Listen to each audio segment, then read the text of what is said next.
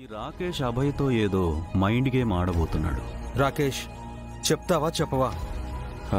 నువ్వు company responsibilities తీసుకోవడం delay అయ్యే కొద్దీ మన ఫ్రెండ్స్ అండ్ కొంతమంది బిజినెస్ పీపుల్ నీకు అసలు కంపెనీని బిజినెస్ని హ్యాండిల్ చేసే స్కిల్స్ లేవని అనుకుంటున్నారు.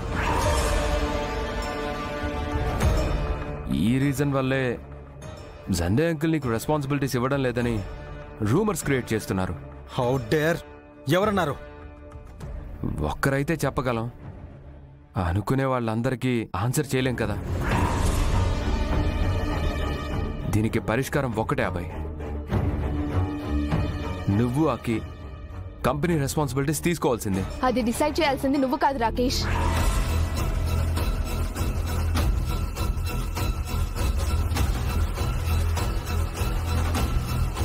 ఫ్రెండ్ డిసైడ్ చేయాలి. బలమైన రీజన్ ఉంది కాబట్టే ఫ్రెండ్ ఆ విషయాన్ని పోస్ట్ పోన్ చేశాడు. అయినా దీని గురించి ఇప్పట్లో డిస్కస్ చేయొద్దని డిసైడ్ అయ్యాం కదా. మళ్ళీ ఎందుకు వచ్చింది టాపిక్? మన రీజన్స్ మనకుంటాయి, కానీ పబ్లిక్ అలా కాదు కదా. They think differently.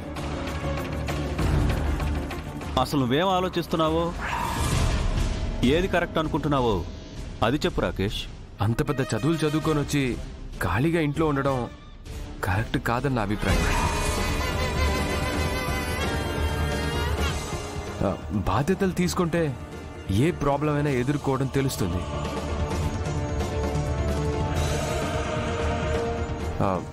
Me well విషర్గా ఫ్రెండ్గా చెప్పాను, ఇంకోలా అనుకోకండి. నెవర్ రాకేష్, నువ్వేం చెప్పినా ఏం చేసినా అందులో నా మంచే ఉంటుంది.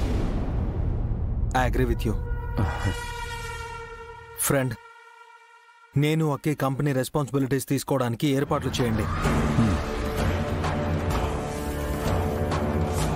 వాగుతున్న నోళ్ళకి తాళం పడాలి. అన్నయ్య ఒక్కసారి. అకే, పడిపోతామేమో అని అడుగులు వేయడం మానేస్తే మనం ఎప్పటికీ నడవలేం. కానీ మనకి కరెక్ట్ టైం రావాలి కదన్నయ్య. అకి, అభయ నిర్ణయం మంచిదే.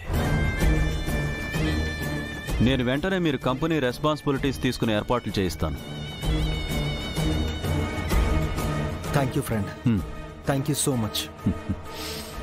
కమాన్ రాకేష్, రెస్పాన్సిబిలిటీస్ తీసుకున్నాక మనం చేయాల్సిన వర్క్స్ ఏంటో ప్లాన్ చేద్దాం. కమ్.